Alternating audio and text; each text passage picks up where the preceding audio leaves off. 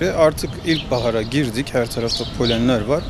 Alerjik hastalıklar, özellikle alerjiye biraz daha yatkın olan insanlarda daha fazla görülmeye başlandı. Bahar nezlesi de bizde daha çok alerjik rinit dediğimiz ama işte bahar nezlesi, saman nezlesi diye bilinen iyi huylu alerji bir durumdur aslında. Buna yatkın olan insanlarda daha çok görülür.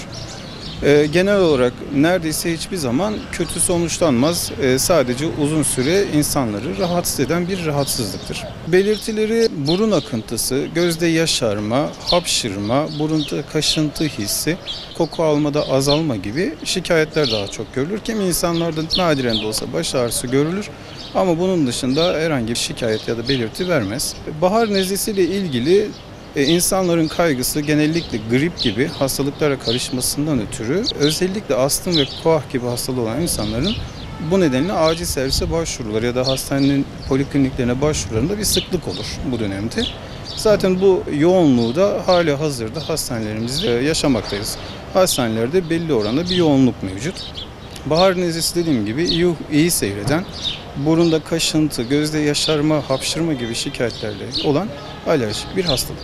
Ailesinde alerjisi olan insanlarda ya da geçmişte alerjik bünyeye sahip olan insanlarda bahar nezlesinin ya da alerjik rinitin görülme ihtimali daha yüksektir ve biraz daha uzun sürer. Her zaman tedavide istirahat ya da burun açık kalması sağlamaya yönelik işlemler haricinde bazı ilaç tedavileri kullanılır. Bu ilaç grubuna antihistaminikler denir daha çok.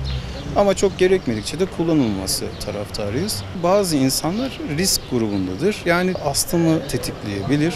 Bazı insanlarda solunum sıkıntısı varsa o biraz daha artabilir. Bazı insanlarda nezle biraz daha ilerleyip sinüzit gibi sıkıntılara sebep olabilir. Tabii çok uzun sürdüğü durumlarda doktora başvurmak mantıklı bir yol olacaktır ama şikayetleri başlar başlamaz ilaç kullanmayı çok tavsiye etmeyiz. Bahar nezlesi gibi insan sağlığına kalıcı zarar verme ihtimali oldukça düşük olan hastalıklarda fazla ilaç kullanımından kaçınılmasını, antibiyotik kullanılmasından kaçınılmasını tavsiye ediyoruz. Özellikle böbrek yetmezliği ya da karaciğer yetmezliği gibi riskli gruplarda olan insanların ilaç kullanırken 2 defa düşünmesini tavsiye ediyoruz ve doktor önerisi olmadan herhangi bir ilaç kullanmamalarını tavsiye ederiz. Acil durumlarda insan hayatını tehdit eden hastalıklara bakıldığı için acil servislerde bu grup hastanın oraya gitmesi hem zaman kaybı hem de kişilerin bu konudan çok menfaat görmeyecekleri bir durum oluyor maalesef.